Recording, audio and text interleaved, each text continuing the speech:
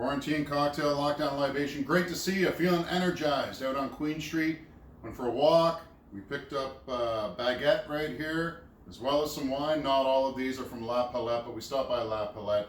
Saw Shamaz, David behind the bar. They're selling wine there. If you're in Toronto, go ahead and stop by. Today it's just another wine tip. We've been covering some wine this month. I want to keep that going a little bit. Just looking on the labels in case you're a little bit intimidated by wine. And today I'm going to talk about vintage. What is vintage? Vintage is the number, the year that you're going to see on the bottle of wine. So there's a number right there that says 2018. 2018, and on this one, we don't have to zoom in on this, but this one's 2018 as well.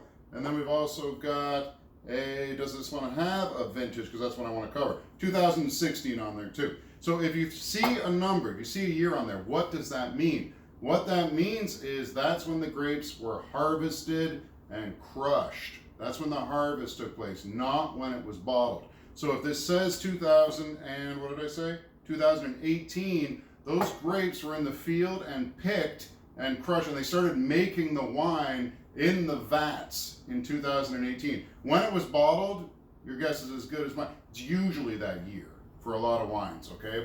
Or at least a year later, or however long they want to age it in the oak or something like that. And in fact, this one does say on the label, oak aged for 6 months, which, okay, oak aged for 6 months. So we'll pour this Pinot Noir right here from France, twist cap, which is kind of unusual for France. Usually it's corks over there.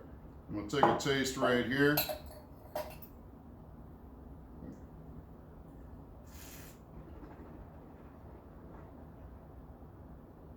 Very nice. France, lighter bodied, not those thick tannins that we talk about. Color is a little lighter too than you would find in a Cabernet Sauvignon.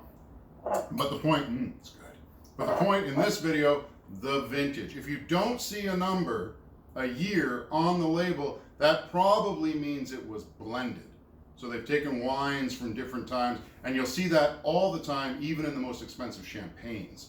They tend to take from different years to make it taste the way they want to. So that's all the number means. Go out and get one. Enjoy some wine this weekend. We'll see you next time. Bye.